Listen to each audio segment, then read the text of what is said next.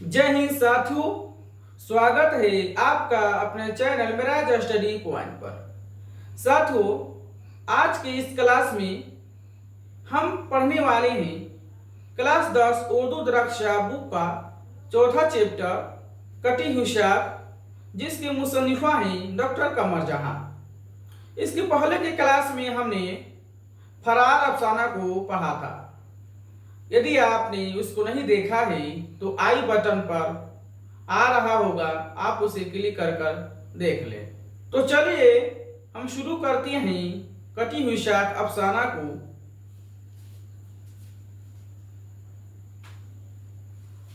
कटी हुई शाख अफसाना के मुसन्निफा हैं कमर जहां। मुसन्निफ का माना लेखक होता है और मुसन्निफा के माना लेखिका होता है। तो हम जानते हैं कि कटी हुई शाख के मुसन्निफा कमर जहां की पैदाइश 1951 से लेकर 1952 के बीच में होती है। समस्तीपुर गांव बुजुर्ग दवार में होता है। ये बिहार के रहने वाले थे। इनकी पैदाइश जिला समस्तीपुर गांव बुजुर्ग दवार में हुआ था। यदि इनकी आबाई वतन की बात करें, इनका आबाई वतन बुजुर्ग दवार था। इनके वालिद का नाम सैयद अताउल हक था। सैयद अताउल हक था। इनकी तालीम की बात करें तो इनकी तो तालीम शुरुआती तालीम के बाद ये पटना आ गई और पटना आकर उर्दू में एमए करती हैं। पटना यूनिवर्सिटी से उर्दू में एमए करती हैं। इसके बाद यदि बात करें तो इनकी जो जमाने तालिबे इल्म यानी जब ये विद्यार्थी थे, स्टूडेंट थे, तभी उन्हें उर्दू से दिलचस्पी थी। तो उन्होंने 1966 ईस्वी में अपना पहला अफसाना लिखा है, जिसका नाम है जुनून वफा। जुनून वफा, जो सुबह 9 बजे पटना में शाया हुआ। इतना इनके बारे में था। तब जाने कि तदरीसी करियर की आगाज। तदरीसी करियर के माने होता है टीचिंग। टीचिंग करियर की आगाज क्या कर सुंदरवती महिला कॉलेज से करती है। सुंदरवती महिला कॉलेज से वो करती है। आगे तरक्की करके वो भागलपुर यूनिवर्सिटी में सदस्य शोभा उर्दू हो जाती है, यानी उर्दू डिपार्टमेंट का मतलब हेड हो जाती हैं। ये अफसाना निगारी के साथ साथ तनकीदी मज़ामिन भी लिखती थी। यानी ये कहानी तो लिखती ही थी, साथ ही साथ ये अफसाना निगारी भी करती थी। तनकीद अफसाना निगारी से तनकीदी भी निगारी करती थी। यानी कि तनकीद का माने होता है आलोचना, क्रिटिसाइज करना। तनकीद जो तनकीद निगार होता है क्या करता है, यदि कोई बुक है, यदि किसी ने बुक लिखा है तो उस बुक को पढ़ते हैं और समझते हैं कि इसमें कमी क्या है और उसको उस कमी को कैसे सुधारा जा सकता है। यानी खरे खोटे की पहचान कराना तनकीद कहलाता है। ऐसे ही कमर जहां भी तनकीद निगार के तौर पर भी काम करती थी। तो इसके उपलक्ष्य में क्या होता है, इनकी 3 अफसानी मजमुआ है। 3 अफसानवी मजमुआ है। तो पहला अफसानों का जो किताब है चारहगर। इसी के नाम का है चार चेहरे। जो चार चेहरे हैं वो सुहेल अजमबादी का है। इसमें चारहगर 1983 ईस्वी में शाये होता है। अगला है अजनबी चेहरे। क्या है? अजनबी चेहरे। ये 1991 ईस्वी में शाया होता है। अगला है यादनगर। क्या है? यादनगर भी एक अफसाना मजमुआ है। इनमें से ये वीवीआई ऑब्जेक्टिव क्वेश्चन ही पूछा जाता है। ये 2 प्रकार से पूछेगा कि चारहगर क्या है। तो चारहगर क्या है? एक अफसानों की किताब है, अफसाने भी मजमुआ है। और पूछता है चारहगर के मुसन्निफ कौन है? मुसन्निफा कौन है? डॉक्टर कमर जहां है। इसी प्रकार आगे देखते हैं तनकीदी मज़ामिन को उन्होंने तनकीदी मज़ामिन लिखा है। एक शायर थे अख्तर शेरानी थे। तो उनके शायरी पर उन्होंने एक तनकीदी किताब लिखी है, जिसका नाम है अख्तर शेरानी की जिनसी व रुमानी शायरी। आगे है कि आगे लिखती है कलाम अब्दुल्ला, एक अब्दुल्ला हाफिज थे, तो उनकी कलाम पर इन्होंने भी क्या की एक तनकीद लिखी है जिसका नाम है कलाम अब्दुल्ला हाफिज मशकी पूरी। और अंत में है वीवीआई बहुत ही महत्वपूर्ण ऑब्जेक्टिव क्वेश्चंस, हर्फ आ गई, हर्फ आ गई जो तनकीदी मज़ामिन है, पूछेगा कि हर्फ आ गई किसकी, हर्फ आ गई की मुसन्निफा कौन है, हर्फ आ गई की मुसन्निफा कौन है, डॉक्टर कमर जहां। हर्फ आ गई क्या है, एक तनकीदी मज़ामिन है, ये वीवीआई है, ये बार बार पूछा जाता है। और साथियों यदि इनके इंतकाल के बारे में बात करें, मृत्यु के बारे में बात करें, तो आपकी किताब में किसी प्रकार की कोई जानकारी नहीं दी गई है, बस इतना लिखा है कि कलमी सफर आज भी जारी है, यानी आज भी वर्तमान में भी ये अफसाना निगारी की ओर माइल है, काम कर रही है। तो साथियों ये रहा मुसन्निफा से संबंधित कुछ कुछ कुछ ऑप्शन थे। तो सबसे पहले आप इसका स्क्रीनशॉट ले लें। तो साथियों तो इसके बाद हम आते हैं कटी हुई शाख अफसाना पर। हम समझ चुके हैं कि ये कौन थी, अफसाना निगार कौन थी, डॉक्टर कमर जहां के बारे में हमने पढ़ लिया। अब हम जानते हैं कि इन्होंने जो अफसाना लिखा है, कटी हुई शाख लिखा है, इसका खुलासा क्या है, इसका खुलासा क्या है।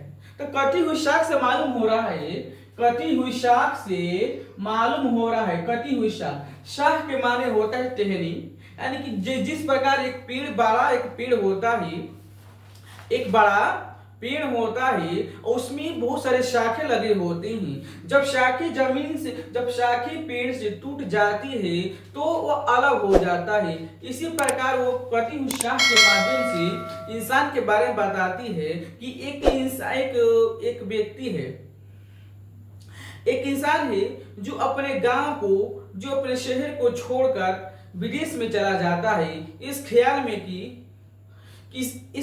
कि वह बड़े बड़े अपने सपनों को पूरा करेगा, वो दुनिया घूमेगा।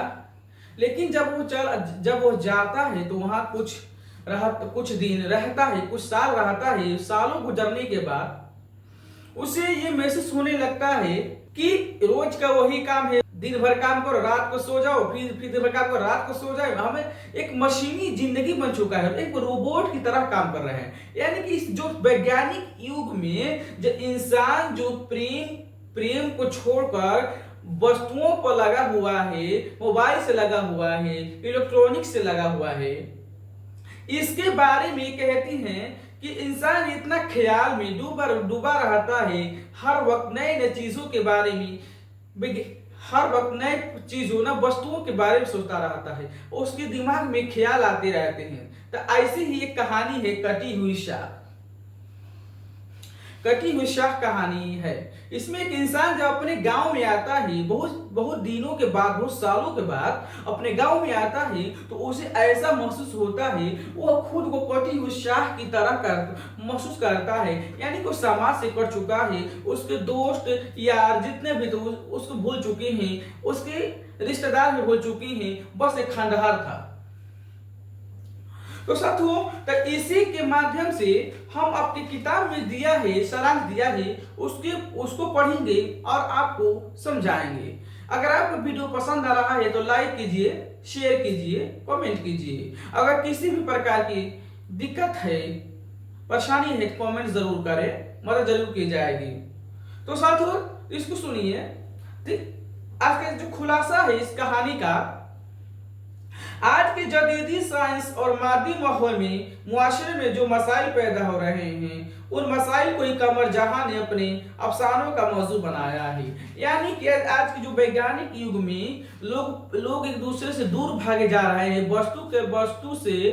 वस्तु से लगाव है, लेकिन लोगों से क्या है, प्रेम से दूर भागे जा रहे हैं। इस साइंस में जो देख रहे हैं कि मटेरियलिज्म हो चुका है, तो लोग इन्होंने अपनी कहानी का मौजू बनाया है। चुनांचे जरीनी सा अफसाना कटी हुई शाख ऐसे मंजर से मुतालिक है जिसमें एक शख्स रुपया कमाने के लिए खलेजी ममालिक जाता है। यानी कि जो शख्स होता है पैसा दौलत कमाने के लिए विदेश में जाता है, खाड़ी देशों में, अरब देशों में जाता है, रुपया तो खूब कमा लेता है, लेकिन अपने मुआशरे और तहजीब से कटकर जिस जहनी कर्ब व वज़ियत का शिकार होता है, उस कैफियत के तर्जुमान अफसाने मदरजा मतलब कि इन्होंने किया है। यानी कि कहता है कि जो व्यक्ति है वो विदेश में खलेजी ममालिक में पैसे कमाने के लिए जाता, बहुत पैसा कमाता, दौलत बहुत बनाता है, लेकिन वो खुश नहीं रहता है। उसे लगता है कि मैं अपनी तहजीब से, कल्चर से, दोस्तों से, रिश्तेदारों से दूर हो चुका हूँ, अपनी कटी हुई शाख यानी कि मैं कटा हुआ महसूस कर रहा हूँ, अकेलापन महसूस कर रहा हूँ। तो कट कर जिस वो जहनी एक तरफ से जहनी में शिकार हो चुका है, उसको उन्होंने इसमें बताया है।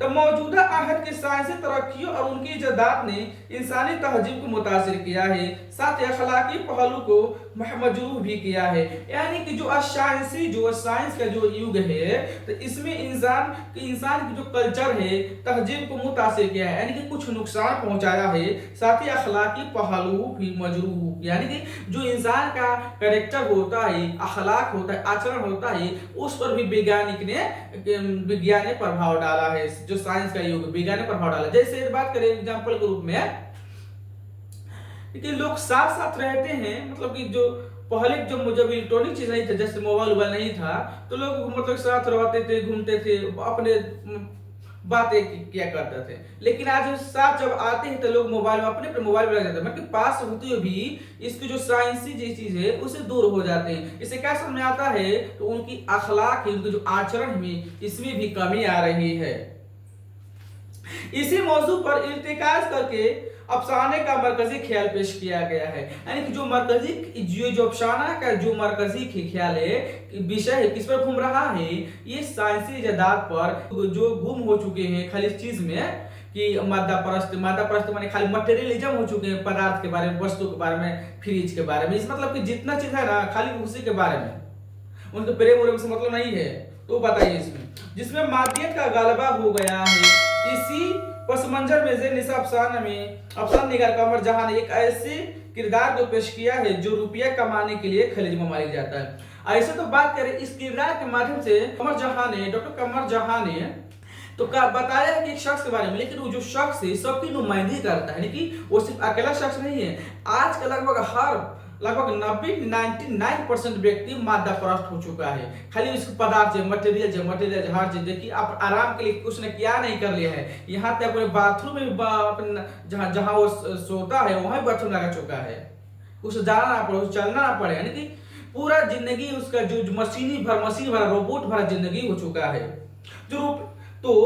जो रुपया कमाने के लिए खलेज में जाता है, रुपया भी खूब कमाता, लेकिन वो मुआशरे से, तहजीब से कट कर जिस जहनी कुर्ब व अजियत का शिकार होता है, इसी कैफियत की तर्जुमानी इस अफसाने में तराज लेखिका ने किया है।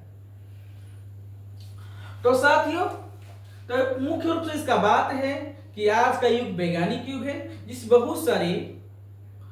बहुत सारे मटेरियल मशीनी हो चुका है, हर काम मशीन के माध्यम से हो रहा है। इंसान कुछ करना नहीं चाहता है, उसके दिमाग में अलग अलग अंतरंगी ख्याल आते रहते हैं, उसी का शिकार रहता है। वो असल सुकून की तलाश में रहता है कि मैं एसी में रहूंगा मुझे सुकून मिलेगा, मुझे साइकिल चलाऊंगा, अगर मेरे पास कार होगा तो सुकून मिलेगा, लेकिन असल सुकून इस चीज में नहीं है। असल सुकून दिल का सुकून है जब हम अपने लोगों से प्रेम से बात करेंगे, अपने खुदा के प्रति, अपने ईश्वर के प्रति बात करेंगे, उनकी बात करेंगे, असल सुकून इसमें है। तो इस तरह आपका चैप्टर कंप्लीट होता है। यदि आपको वीडियो पसंद आया है तो लाइक करें, शेयर करें। आपका एक लाइक हमें मोटिवेट करता है ताकि और भी हम अच्छे से अच्छे कंटेंट लाएं और आपकी मदद करें, और साथ ही साथ आप ये वीडियो लोगों तक पहुंचाएं जिनके पास शिक्षा की कमी है, अपने दोस्तों रिश्तेदारों में शेयर करें।